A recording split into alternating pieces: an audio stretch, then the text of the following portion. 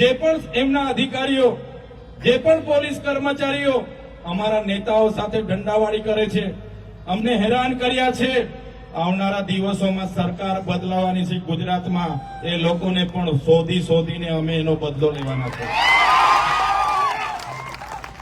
ત્યારે સાથીઓ, એમને એવું હતું કે આ ચૈતરભાઈ છૂટીને આવે એટલે ચૈતરભાઈ માટે અંબાજીથી ઉમરગામમાં પ્રવેશ બંધીની એમણે માંગ કરી.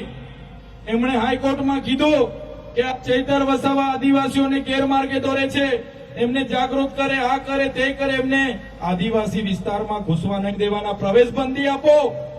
ત્યારે મારા ડેડિયાપાડા મત વિસ્તારમાં આજે મેં પ્રવેશ નથી કરી શકતો. 1 વર્ષ માટે મને પ્રવેશ બંધી આપી. આ સરકારના ખોટા સોગંદનામાથી, એમના અધિકારીઓની ખોટી રજૂઆતથી મને નામદાર હાઈકોર્ટ દ્વારા હાલમાં મારા વિસ્તારમાં હદપાર કરવામાં આવ્યો છે. ત્યારે હું રાજપીપળા રેમ અને રાજપીપળાથી ડેડિયાપાડાના આજુબાજુના વિસ્તારોના કામ કરું, દાહોદ જામ, છોટાઉદેપુર જામ. ત્યારે આ લોકો કહે આને ડેડિયાપાડાથી દૂર કર્યો છે, આને હવે નર્મદામાંથી પણ દૂર કરવો પડશે.